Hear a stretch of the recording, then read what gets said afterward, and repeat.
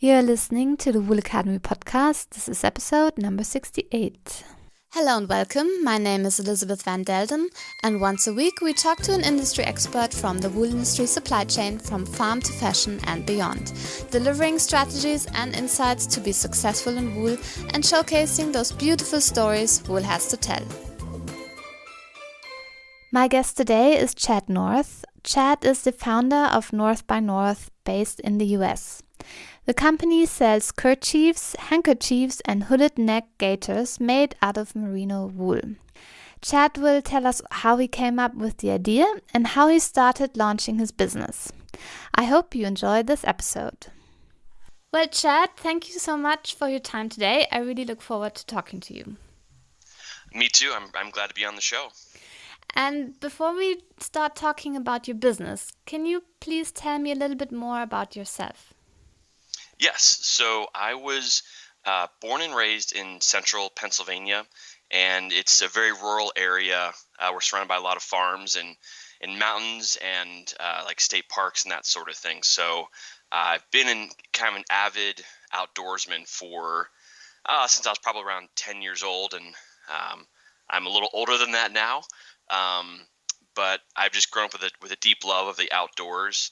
And even though I've traveled and lived other places in the United States, I've always loved this part of Pennsylvania. So that's why one of the reasons why I moved back and eventually got NorthxNorth started here. Yeah, and tell me a little bit more about Pennsylvania. What kind of a landscape is it? So it's small. The mountains are actually pretty small. They're considered some of the oldest mountains in the United States, but they've just been worn down over the millennia. So they're kind of smaller, almost like rolling hills, mountains. But where we are in the center of the state, excuse me, we're right along the banks of the Susquehanna River, which is a pretty famous river, but it's very shallow, very wide. So it's like the longest non-navigable river in the world. But it makes just a really pristine kind of river valley where we live. And then we're surrounded by a lot of Amish and Mennonite farms. So it's really picturesque when you're driving around and seeing the local area. And we're also home to Bucknell University, which is a small liberal arts college. So it's this really unique kind of cultural center and filled with natural beauty all around it. And do you have like harsh winters and hot summers, or what are the temperatures like? It is pretty. We do have a very solid 4 seasons. So the summertime, it'll easily get up into like the high 90 degrees Fahrenheit with a lot of humidity, which we don't like. But right now we've got snow on the ground. It's maybe about 20 degrees Fahrenheit right now. So it does get hot, does get cold. But really distinct 4 seasons here. Okay, and then I imagine lots of woods or like what is do you have more farms or lots of forests, etc.? Yeah, so we have lots of forests. So Pennsylvania, of course, means Penn's Woods.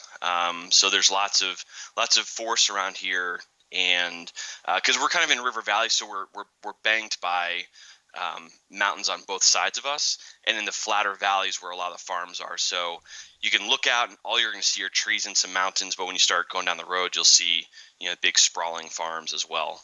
Okay, now I can picture it much better. Thank you so much. Now with that background, tell us a little bit about your company NorthxNorth and the products that you sell. Sure. So NorthxNorth is a merino wool kerchief, handkerchief, and neck gaiter company. So basically merino wool head and neck wear, and we import really fantastic merino wool directly from Australia, and then they are manufactured here in the state of Pennsylvania. Kerchiefs are actually one of the oldest known human kind of pieces of apparel, as I've learned, and of course it's French for head covering. So they're basically just large square pieces of merino fabric, about 42 inches by 42 inches, but they're incredibly versatile, and the wool material makes it even more versatile for year-round and kind of all climate use. We also make handkerchiefs, which are smaller, about 25 by 25 inches. And then we also make a hooded neck gaiter. So if listeners are if they're familiar with buffs, kind of those neck tubes and neck warmers, it's kind of like that, but has also an articulated hood on top of it. And the idea is that all three are extremely versatile, and they can be used for hundreds of different things. So give me some examples. How would I use the wool kerchief? So the kerchief you could use, as a warm hood or head covering. I've also used it for shade in the summertime to keep the sun off my head and neck. You can use some kind of like fabric origami and turn it into a bag or a carrier for your laptop. If you lose a mitten, you can tie it into a mitten. You can use it for first aid. So if you're out in the woods and something drastic happens and you need a tourniquet, you could use it for that, or for just kind of normal compressing for wounds, that sort of thing. So headwear, neckwear, first aid. As a carrier, like I say, you can turn it into different kind of bags and carriers for products. And those are the biggest ones. The main use for all these products is mainly as head and neckwear for either, like I said, the cold temperatures or hot temperatures. And what amazed me in one of the pictures I saw on your website or something, that it kind of replaces a lot of other gimmicks that you might take on a trip to the woods. So instead of having like 15 different gadgets, you only need this one kerchief. That's what I found quite interesting. Yeah, so I'm an avid backpacker, specifically an ultralight backpacker, and so ultralight people are always looking for versatile pieces of gear that replace a lot of different pieces of gear into one, which ultimately helps kind of lighten your load and add to your enjoyment of your trip. And yeah, how did you come up with this idea? So it was really interesting, and this is probably going to get into a couple other questions you wanted to ask as well. So like I said, I've always been an avid outdoorsman, but I started 25 years ago, and back then the only real apparel material for outdoors was synthetic materials like polyesters and nylon. And I learned to hate those very early on because of how bad they smelled, and even though they dried quickly, they always felt kind of clammy and uncomfortable to me. And of course, cotton, when you're out in the woods, is definitely no, because loses its insulation ability when it gets wet, and it holds on to moisture a long time, which is great in the really hot sun. But when the temperatures start getting a little cooler, it becomes a liability and can lead to hypothermia. So I was kind of stuck with apparel I didn't like, but still went to the woods as much as I could, and was an avid reader of Backpacker magazine. And years ago, they started talking more about this merino wool fabric that was getting developed by a few companies like Icebreaker and Smart Wool, and how it breathed well. You could wear it in the wintertime or the summertime, which was a new understanding for me, and resisted odors and had all these other incredible qualities to it. And I thought to myself, that's what I need. I need to get some merino wool apparel. And so I got my first Icebreaker shirt shortly thereafter, and I still have that shirt. It's full of holes, but I still use it quite a bit, and I loved it. As soon as I put it on, the way it felt, how comfortable it was, how well it breathed, and actually how well it kept me cool in the summer, but also kept me insulated in the wintertime. So I immediately fell in love with all things merino wool, which back then wasn't a whole lot, but as the years went on, more and more manufacturers popped up, or more and more companies started using merino wool. Well, so one of those products was a buff, that neck gaiter I talked about before. They'd come out with a merino wool one, which could be used in all these different ways, as a neck gaiter, as a hat, as a sweat rag. And so I always loved versatile pieces of fabric, so I always carried a bandana with me whenever I went backpacking and used it for a million different things. And when the buff came out, the exact same thing happened. I used it for a million different things, and loved how versatile it was, especially when the merino wool buff came out. Well, I was in California at the time, and just bought a motorcycle, and was absolutely in love with riding around all over the place. But the problem is with the wind blowing, my neck was exposed, and of course, like little bugs and road debris would hit my neck, and of course, it really hurt. And in the sun, I get sunburn in the back of my neck. So immediately I thought, well, I'll wear a merino wool buff because that'll help protect my neck. Well, the problem was that same wind would just push the buff up to the top of my neck and still expose it, and I'd still get sunburn and road debris on my neck, which would really hurt. So I knew I immediately saw a limitation of neck gaiters, that they couldn't be adjusted in any sort of way for a tight fit.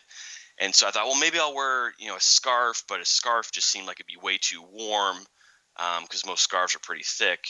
And then I looked at a cotton bandana, but of course cotton kills. I didn't want to wear cotton out in the elements, and they're a little too small to really be tied around my neck. And so right around this time was when shmogs became really popular with the general public. And for those who don't know, a shmog or kefieh is the kind of Middle Eastern head and neck wear device that the NATO forces use now. But pretty much any picture of any Middle Eastern person out in the desert, they're wearing a shmog, which is basically just a cotton kerchief. And so I thought to myself, well, that'd be the perfect thing I'm looking for. There must be someone in the world who makes these out of merino wool instead of just cotton. And as I learned, they're only made out of cotton. And so I thought to myself, well, if no one makes it out of merino wool, maybe I could do that. And so I spent a couple of years researching suppliers and finding manufacturers, and then eventually led to the Kickstarter campaign about a year and a half ago, and now we're here today. Wow. Okay. So you are actually, the idea born because you had a need. And do you see other people have that same need? Like, who's your typical target group then?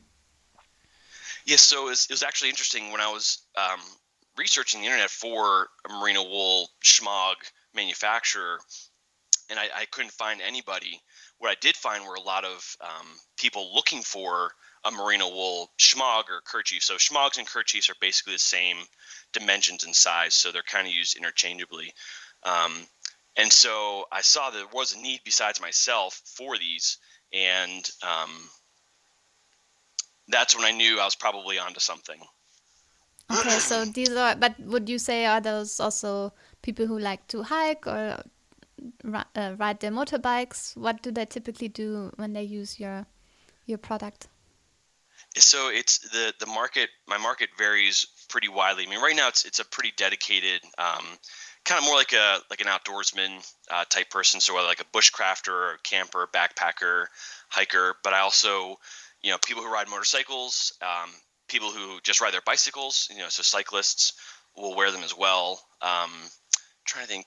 Yeah, I have some military guys who wear them, both like up in the Arctic and also out in the Middle East.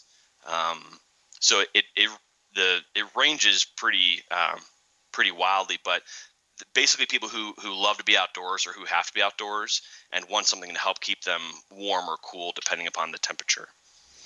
And does your target group or also your customers, do they interact a lot with you? And I mean, you told me you had 100 different applications. Did your customers also suggest some more applications? Yes, yeah. So it's that's one of the most fun things that I get to see is the different ways that people use it that maybe I hadn't thought of or just didn't even have an ability to think about it because it was so unique. So I know one gentleman is a farmer, and he actually used one of the neck gaiters as a blind for his goat, who was really anxious about traveling in the car. So he just put the neck gaiter over the goat's eyes, and the goat immediately calmed down, and he was able to take it where he needed to go. That's funny, yeah. Yeah. I have some bushcrafter guys up in Canada who do some really unique things with it. One guy last winter, I forget what they're called. I don't know if they're called like a Swedish sock or what, but you basically fill a kerchief with a whole bunch of snow, and then you tie it up and you hang it from a tripod a couple feet away from the fire, and put a like a bowl or a pot underneath. And what happens is the warmth of the fire slowly melts the snow inside the kerchief, and it drips right down to your container. So it's kind of lazy man's way of collecting water from snow. Another gentleman actually turned his into a makeshift chair, which I was really impressed at how well the material held up. Granted, he was a much thinner and smaller gentleman, but he made this chair out of some sticks and the kerchief, and it looked very comfortable. I love those ideas. Yeah, and I think it's great that they seem to really like the product. Otherwise, they wouldn't be interacting with you. You told me already that like how you became aware of merino wool and how you experimented with it. And does your target group also know a lot about merino wool, or do you also need to educate them about the fiber? Yes, it's still a lot of education. I mean, fortunately, merino wool's been around now for popular. It's been around for maybe about 15 years now, and becoming even more so. There's more companies popping around, so people are starting to realize that merino wool is not like their grandparents' wool, which is very coarse and scratchy. But people still think, when they think wool, they think cold temperatures, and so this kind of being my first full year in operation, starting to figure out, well, how do I start educating my customers now about the benefits of wool in the spring and summer months as well. So there's still a little bit of education, but in general, more and more people are seeing merino wool and asking questions about it, or finding the answers themselves and educating themselves about it. Okay, great. And you also said that you were researching for some time to find the right manufacturer. And did I understand correctly that you actually manufacture the fabric also in the US? No, so the fabric is manufactured in Australia. So I import the fabric to the United States, and then they're cut and sewn here in Pennsylvania. And that was probably the hardest part of all of this, was finding a supplier. And as I've learned, the apparel industry, from the fabric manufacturers all the way to the actual sewing manufacturers, it's a very antiquated industry, and not many places are readily available on the internet. And so part of my years of looking for a manufacturer, of the merino wool manufacturer, is that most companies didn't have an online presence, or if they did, it was like a very old website from like the mid 90s. Or really, they want to be found. They wanted to be found through like normal channels and not the internet. So I was able to find one manufacturer in the U.S. originally, who could make the merino wool, but shortly before my Kickstarter campaign launched, he retired and left the business. So I'd spent another several months trying to find a new manufacturer, and I wish I could remember how exactly I stumbled upon it, but I came upon a manufacturer in Australia. And it just so happens, out of all the merino wool fabric I've owned and seen and tested over the years, they had the best fabric out there. Okay, so those are some good key messages to take away, that for upcoming people with ideas like yourself, the wool industry needs to be more easily available through their online presence. So that's for sure something to learn from your story.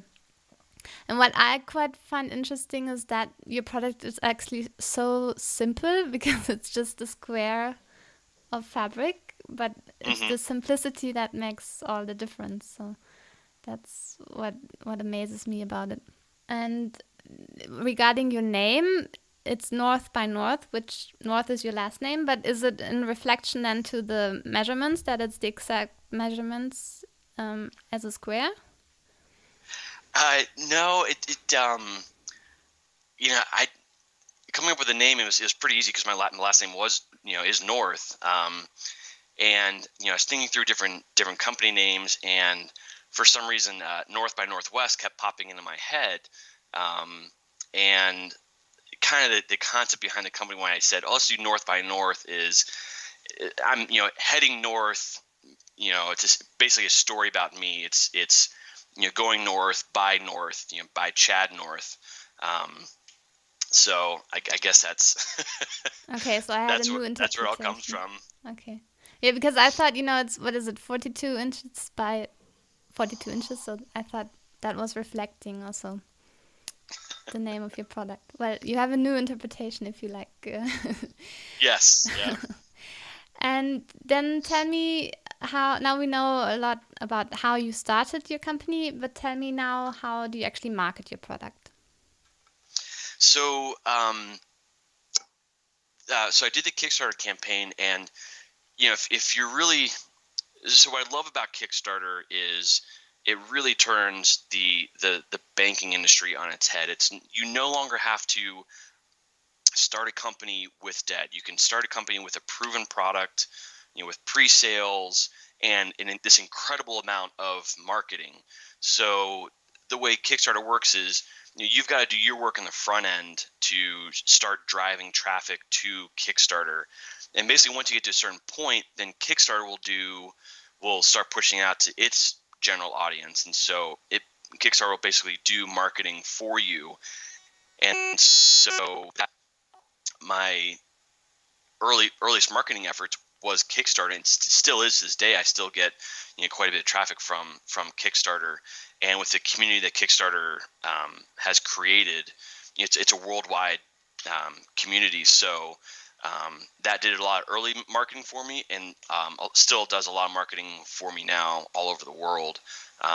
Like if you were to Google, merino wool kerchief or merino wool schmog, my Kickstarter campaign still comes up almost right near the top every time.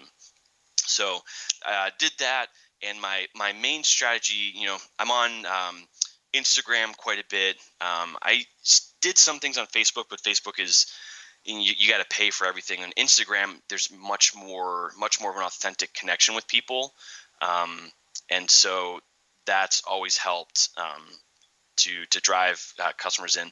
But then lastly, I being in the outdoor industry for as many years as I have been, I know who a lot of the key influencers are, and I'm actually friends with a lot of them. And so, getting the product in their hands, having them test it, having them use it, and then share it with their audiences has been incredible. And it's probably, my second largest marketing effort is just giving away free kerchiefs to these key influencers and having them share with their audiences, and really pays off. And you mainly then sell online, or do you also do some like wholesaling or retail in store? So I mostly sell online. I have a pretty good deal with the folks over at massdrop.com, which, if people aren't familiar with that, it's a group buying website, and the idea is that they'll buy product from wholesale the community says that they want, and the more people who buy that product, the cheaper the price becomes. And so they've got some really great communities over there. They have like a men's style community, they have a quilting community, electronics community, but they have this really fantastic like ultralight backpacking and outdoors community. So I'll occasionally sell through them, maybe once a quarter, and that drives a lot of sales, and again, additional marketing to the right people. And where would be your biggest market? Still in the US, because you also said you have some international customers? Yep. So US, and probably followed by Canada, and then I do ship quite a bit to Europe, a lot to Germany and Scandinavia and the UK, and then surprisingly, I sell quite a bit in Australia. But my biggest market by far is the US, and then kind of followed by Canada, and then the rest is spread between Europe and Australia. And then coming back to Kickstarter, I saw that you started one campaign, and then I think you just stopped it and then launched a second campaign that was then successfully funded. So what was the difference between the campaigns, and what did you learn from maybe the first one? Well, the good thing I learned was that most Kickstarter campaigns fail the first time, and if you look at the statistics, they should fail the first time, because if you relaunch your campaign a second time, you're much more likely to achieve your goal. Probably the two biggest things I learned was the goal size. So my first campaign, I immediately wanted to offer 4 different colors of the kerchiefs, and so my basic costs for that was about $20,000, which is why the campaign was for $20,000. And so when you have a really high goal like that, it's tough for potential backers to feel confident that if they give money, then you'll achieve your goal. So it's like it's like in baseball, it's like trying to go up to the plate every time and trying to hit a home run. It may work once in a while, but most times it's not going to work. And the second biggest thing is I didn't have a video. Like I said before, I'm in a pretty rural part of the state, and so I couldn't find a very good videographer, and I didn't have any equipment myself. And between the first campaign and the second campaign, I found is now a good friend of mine, this incredible videographer who helped create the second video, or the video for the second campaign for me. The other thing I did for the second campaign is I lowered the goal to the smallest amount possible. So I said, all right, well, let's just offer one color of the kerchief, and looking at all my minimums of buying for the fabric and also for manufacturing, I figured, all right, so for like $3,500, I could offer the minimum amount of kerchief to backers who wanted it. And so it was a much more smaller achievable goal, which I actually wound up reaching my goal within the first 8 hours on the first day. And so after that, it was just kind of sharing the success of the project with the people and getting them bought in.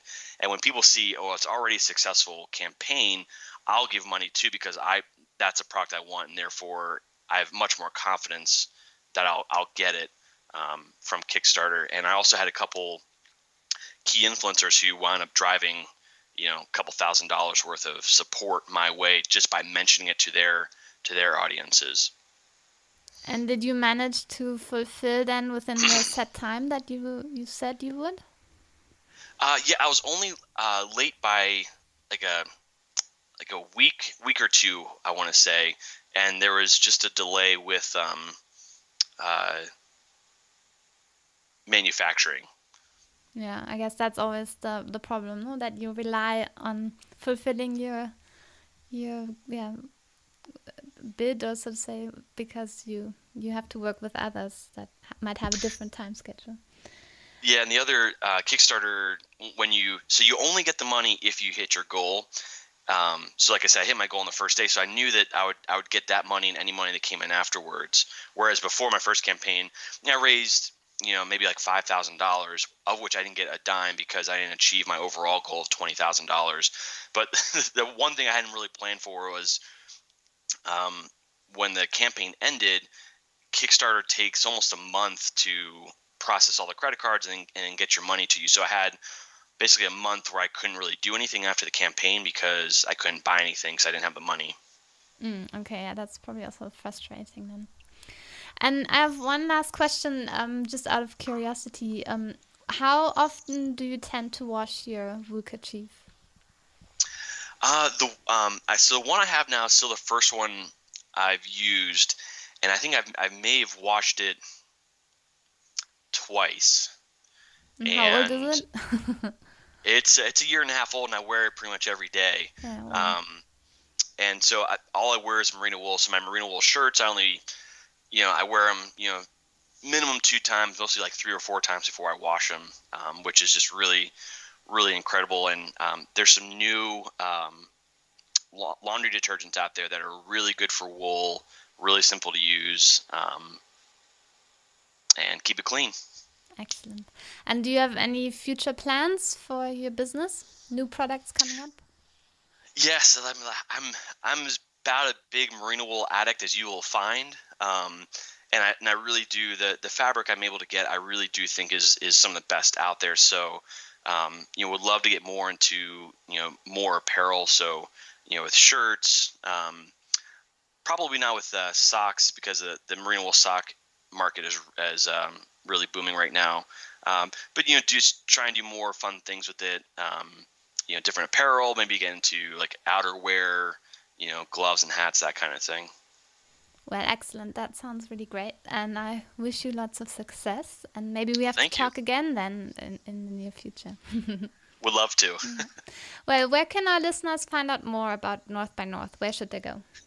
The easiest place to go would be our website, which is NorthxNorth.co. So it's North by North, but it's instead of by, it's an X. So NorthxNorth.co.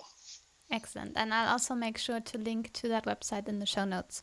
Well, thank you so much, Chad, for your time and explaining us so many details about your business. It's been really interesting. And yeah. Well, thank you. Well, thank you and bye-bye. Bye-bye.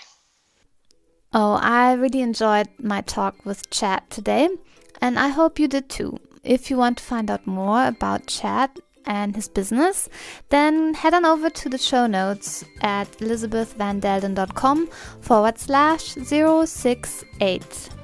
Once again, head on over to elisabethvandelden.com/068, and you will find many more links and background information on Chad and his company North by North. If you are traveling in the next couple of weeks, make sure to download a few Wool Academy podcast episodes onto your smartphone. You can download this podcast from iTunes as well as from Stitcher. Thank you for listening. Talk to you again next week, and bye for now.